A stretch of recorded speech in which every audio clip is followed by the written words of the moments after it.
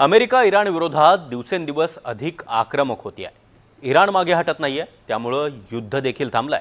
अशात आता अमेरिका इराणवर निर्णायक हल्ला करण्याच्या तयारीत आहे. आणि या सगळ्याचाच प्रत्यय शुक्रवारी आला मंडळी. कारण अमेरिकेनं इराणचं तिसरं सगळ्यात मोठं शहर इस्फहानवर सलग 5 मिनिटं हल्ले केले.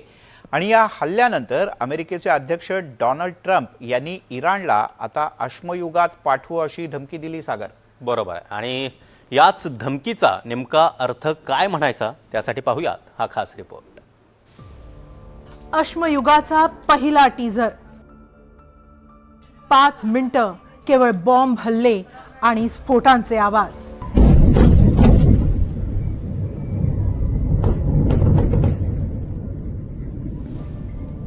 इराण युद्धातला सर्वात मोठा धमाका शुक्रवारी झाला. महायुद्धातील आजवरचा सर्वात विध्वंसक, सर्वात घातक आणि सर्वात ताकदवान हल्ला झाला.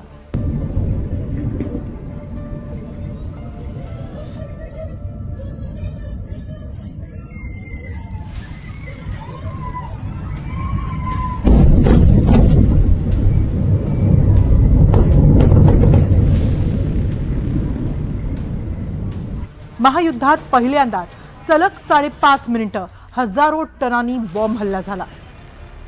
हा धमाका कसा झाला, कुठे झाला याबाबत सविस्तर सांगूच, मात्र त्याआधी ट्रम्प यांनी इराणला काय धमकी दिली होती ते पाहूया. याच धमकीनंतर इराणच्या अश्मयुगाचा टीझर काही वेळातच जारी झाला. आम्ही जी प्रगती केली आहे त्यासाठी धन्यवाद. मी आज रात्री तुम्हाला सांगू शकतो की आम्ही अमेरिकेची सर्व लष्करी उद्दिष्ट लवकरच पूर्ण करण्याच्या मार्गावर आहोत, आणि तेही अत्यंत लवकरच. आम्ही पुढच्या 2 ते 3 आठवड्यातच इराणवर जबरदस्त हल्ला करणार आहोत. आम्ही त्यांना अश्मयुगात पाठवून देऊ. त्यांची तीच जागा आहे.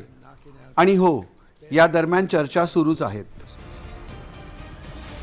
जगाला या धमकीचा अर्थ पूर्ण कळलाही नव्हता आणि तितक्यात इराणच्या आकाशात धुराचे प्रचंड लोळ उठले.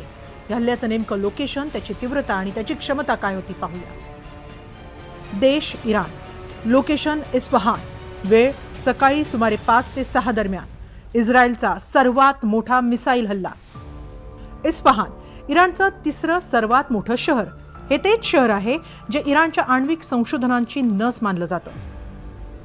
हे तेच इस्फहान आहे जिथं इराण जगापासून लपत-छपत आपला न्यूक्लिअर प्रोग्राम पुढे नेत होता, अर्थात असा अमेरिकेचा दावा आहे. शुक्रवारी सकाळी जसे 5 वाजले तसे 5 मिनिटात इस्फहानच्या जमिनीवर एका मागोमाग एक मिसाईल आदळत राहिले. कर्णकर्कश आवाजानं आसमंत ढवळून निघाला. हल्ला इतका अचूक आणि भीषण होता की इराणचं हे सर्वात मोठं तिसरं शहर धुराच्या लोटामागे लपलं. हल्ल्यानंतर केवळ सर्वत्र धूर आणि धुळीचंच साम्राज्य दिसत होतं. इस्रायलच्या बॅलिस्टिक मिसाईलनं हा सगळा विध्वंस घडवला. हल्ल्यानंतरही इस्फहानमध्ये अनेक वेळा थांबून हल्ले होतच राहिले. हल्ले इतके जबरदस्त की इस्फहानची जमीन एखाद्या भूकंपाप्रमाणे हादरत राहिली. 5 सेकंदांत एक हल्ला. हल्ला क्रमांक 1.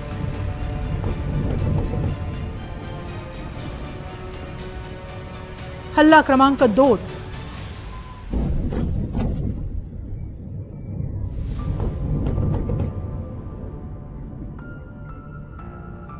हल्ला क्रमांक 3.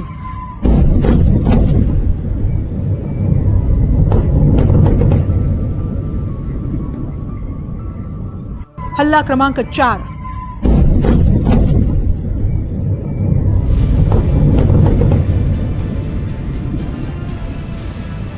हल्ला क्रमांक 5.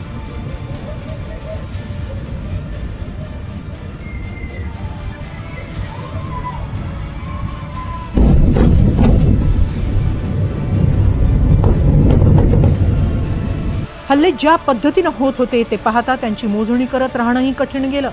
याआधी या युद्धात इतका विध्वंस जगानं पाहिला नव्हता. या हल्ल्यानंतर इस्रायलनं आणखी एक मोठा दावा केलाय. इस्रायली हल्ल्यात इराणचे 150 मिसाईल उद्ध्वस्त झाले. आधीच्या इस्रायली अंदाजानुसारच हल्ल्यापूर्वी इराणजवळ केवळ 300 ते 400 मिसाईल शिल्लक राहिले.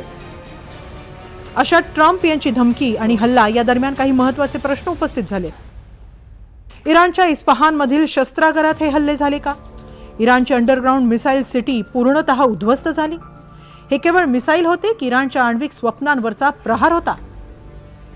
अमेरिकेच्या मते इराणला अश्मयुगात पाठवण्याचा हा ट्रेलर आहे. मात्र इतका मोठा हल्ला झाल्यानंतर इराण आणखी खवळून उठलाय. युद्धाचा खरा निर्णय इस्लामिक क्रांतीचे नेते आणि इराणी जनताच घेईल. युद्धातील इतर बाबींवर लक्ष देऊ नका, तिकडे दुर्लक्ष करा, कारण इराणचे सर्वोच्च नेतेच हे युद्ध संपवतील. 250 वर्षांचा इतिहास असलेला देश आम्हाला 6000 वर्ष जुनी संस्कृती संपवण्याची धमकी देतो. अमेरिकेची शुद्ध हरपली आहे. हे केवळ एका इराणी नेत्याचं उत्तर नव्हतं, तर एका प्राचीन संस्कृतीचं एका आधुनिक सुपर पॉवरला उघड आव्हान होतं. ट्रम्प यांची अश्मयुगाची धमकी फार महत्वाची मानली जाते. 6000 वर्षांपूर्वी अश्मयुग म्हणजे मानवी संस्कृतीचा विकासही झालेला नव्हता. इराणनं शरणागती पत्करली नाही तर अमेरिका त्याच्या पॉवर प्लांटवर हल्ला करेल, सारा इराण अंधारात बुडेल. म्हणूनच ट्रम्प इराणला अश्मयुगाची धमकी देत आहेत. इराणच्या शक्ती स्थळांवर हल्ला करून इराणचं जीवन अंधकारमय करण्याची धमकी दिली जाते. हा नवा समूह कमी कट्टरवादी आहे आणि जरा अधिक तार्किक आहे.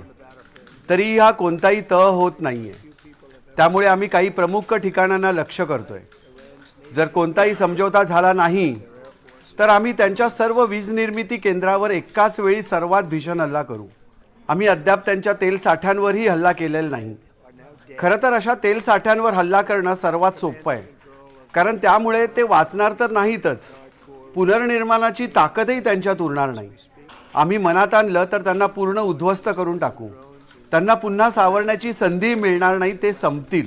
Factories and rocket launchers are being blown to pieces. Trump यांच्या या धमकीला आणखी एका इराणी नेत्यानं जोरदार प्रत्युत्तर दिलंय. गप्प बस म्हाताऱ्या, तुझी वाचाळ बडबड बंद कर. इराण अशा धमक्यांना घाबरणारा नाही. इराणच्याच हल्ल्यांनी हा म्हातारा वाघ धास्तावलाय. इराणला कोणीही मिटवू शकत नाही. सध्या ते मोठ्या भ्रमात आहेत. इराणला आपलं संरक्षण करता येतं अशा धमक्यांनी आमचं मनोधैर्य खचणार नाही. उलट जिंकण्याच्या ईर्ष्यानं आम्ही आणखी मजबूत होऊ. महायुद्धात ट्रम्प यांची अश्मयुगाची धमकी इराणी मीडियातही चर्चेत राहिली. स्टुडिओमध्ये यावर चर्चा झडल्या. त्या ट्रम्प यांनी अश्मयुगाची धमकी देऊन आपल्याच पायांवर कुऱ्हाड मारून घेतली आहे. आता ट्रम्प यांच्या या धमकीचं जगभरातच हसं होतंय असं मत या चर्चांमधून व्यक्त करण्यात आलं. ट्रम्प बेताल बडबड करतात, तेच पुन्हा पुन्हा बोलत राहतात. याच गडबडीत ते या युद्धात पुरते फसलेत.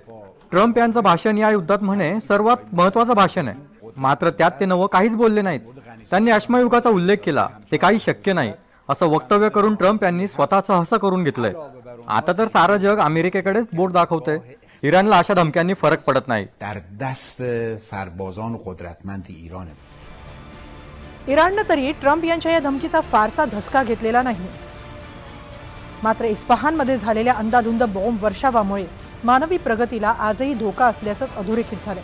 कैक हजार वर्षांची प्रगती काही क्षणात मातीमोल झाली तर खरंच सारं जग एका अंधकारात ढकललं जातंय का? विनाशाकडे आपल्या सगळ्यांचीच वाटचाल होतीये का? हा प्रश्न मात्र या युद्धामुळे उपस्थित झालाय. Bureau report, NDTV Marathi.